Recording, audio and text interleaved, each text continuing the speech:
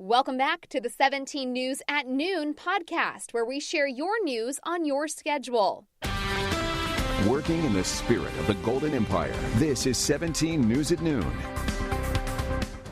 Welcome into 17 News at Noon. Thank you for joining us. I'm Taylor Schaub in for Nicole Gitsky. We start with breaking news in South Bakersfield. Police are on scene of a deadly shooting. This is the scene at Wilson Park near the corner of Wilson and Hughes Roads. The Bakersfield Police Department says there were actually two crime scenes. A man was shot just blocks away near Morin Court, then drove himself to Wilson Park, where he was discovered and pronounced dead. Police haven't released any information on the shooter or released the victim's identity. This shooting brings our total number of homicides in 2020 to 137. And this just adds to what has already been a record year in killings in Kern County. Tune in to 17 News at 5 tonight for a special report. 17's Raphael Stroud will go in depth on this deadly record and break down the numbers and track the trends. And a surprise storm brought rain to the valley and some snow to our mountain communities overnight. In the morning, and 17's Maddie Jansen has been enjoying the winter weather and has a look at what the storm left for her.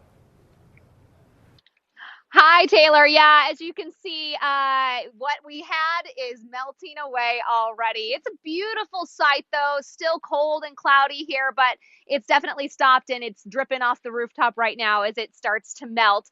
So we had some beautiful snowfall this morning, some big fluffy flakes, in fact. Rain fell in the valley, and we had snow here in the Tehachapi area. Not much of an issue on the roads here in Tehachapi. We probably only got about an inch or so. It was enough to sled and have some fun, which we definitely did this morning. But again, that storm has since cleared out. Over the Grapevine, however, there have been a few issues with low fog. There was also a snow and rain mix at one point. At last check, CHP was actually pacing traffic over the Grapevine from Quail Lake to the valley floor because of low fog in the area. So if you're headed down south, just be aware of that. 1-800-GAS ROAD is a great number to call before you head out on any trip to check on any delays that could be in your way. And just always make sure your car is prepared with a full tank of gas, good tire pressure, and good wipers as well. Let's check in with Kevin now and see what's going on with the storm. Well, Maddie, I'm not expecting any more snow or rain, but we are definitely still dealing with some cloud cover from this system that kind of surprised us early this morning. And you can see here on the satellite and radar, the clouds are still hanging around. I'm seeing a little bit more light through the clouds, which means it's probably thinning out. So that is something we should continue to see throughout the day. We were looking at some low-lying fog out of the Tehachapi area, and here's our visibility, and that circle is shrinking. So that means we are going to see improvements here. And you can see into Tehachapi, there is still a little snow on the ground, but again, it is melting off fairly quickly. But as you saw in the video a minute ago, it was dumping earlier this morning. We've got a current temperature of 34, a west-northwest wind at 13 right now. Visibility is improving now at 3 miles for the airport. We'll be looking at 30s throughout the day, but a cold night ahead with those 20s returning. And then downtown Bakersfield, the asphalt is drying out. We still have those clouds. A temperature right now of 45, a south-southeast wind at 3. And hour by hour for today in terms of the temperatures, we should be able to reach some 50s and then back into the 40s tonight. I'll have much more on our New Year's Day forecast. That's coming up in just a few minutes. Thanks, Kevin. Now to the latest on the coronavirus pandemic here in Kern County. Kern Public Health reported 2 new deaths and more than 600 new cases this morning. That means more than 68,000 people have tested positive since the pandemic began, and a little less than half of that number, nearly 34,000 people, are currently infected and isolating at home.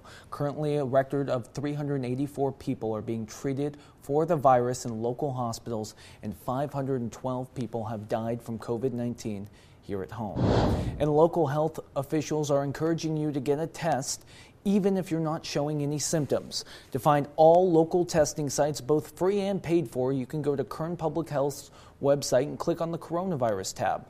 From there, you can find an interactive map of all the test sites near you. You can also click on each location to find out more information such as hours, appointment info, and addresses. And don't forget, the next time you watch a concert at Mechanics Bank Arena, it could be free. The arena and the Bakersfield Condors are still having a contest, and the winner gets 2 free tickets to all events next year. You can enter the drawing every time you take a COVID-19 test. To enter, just go to the Bakersfield Condors website, and the deadline for this contest is today, December 31st. So act quickly if you want to get those free tickets. And one of the major health consequences of the COVID-19 pandemic is mental health, as people struggle with the effects of isolation and financial troubles. If you're dealing with stress, worries, or other concerns related to the pandemic, you can call the Mental Health Crisis and Wellness Hotline launched by the Kern County Latino COVID-19 Task Force. The number for that is 525-5900. You can speak with experts who can provide helpful information and resources. It's available in both English and Spanish Monday through Friday from 9 a.m. to 5 p.m. And the search continues for 2 boys missing in California City. The community has constantly been involved, trying to help police in any way they can. But earlier this week, things got out of hand. It's been 9 days since 3-year-old Orson and 4-year-old Orrin West went missing in California City. Police have been in and out of the house where the boys lived with their adopted parents and 4 siblings. Locals have searched the Mojave Desert every day, looking for any clues. And Tuesday evening, some people lost their patience. One restaurant drove into the driveway of the West's family house and screwed a poster into their awning, a clear sign of the frustration felt by many of the city's 14,000 residents. About an hour later, another car drove through and threw a large rock at the house. The impact broke a window in the house, and they also drove past and honked in front of the house as well. But since they've came up missing, I can't sleep. None of us can sleep. I can't get any peace. These are my boys. These are our boys. Our California City boys are missing, and we want to know where they're at. The adopted parents have been out of the home since Christmas. The city is still working on a reward for anybody who finds the parents. Meanwhile, a local marijuana dispensary says it's offering $10,000.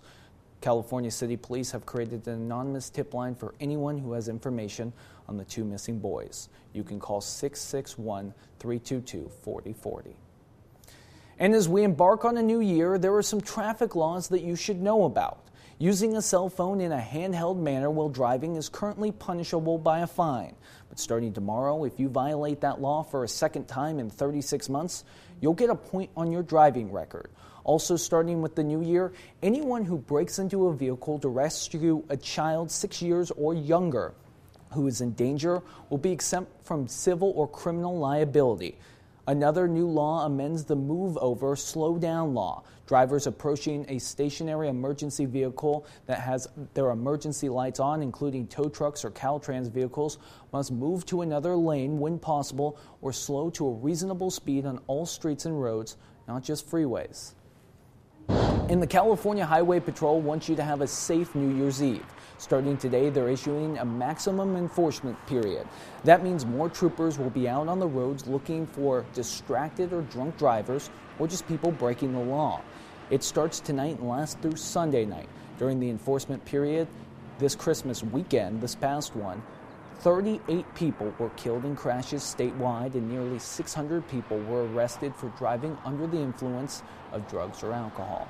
All right, in your 17 Health Watch now, one of the more common New Year's resolutions is getting more exercise, and you may be wondering how to stay active but stay safe during the COVID-19 pandemic. Well, experts from the Baylor College of Medicine have some winter workout tips.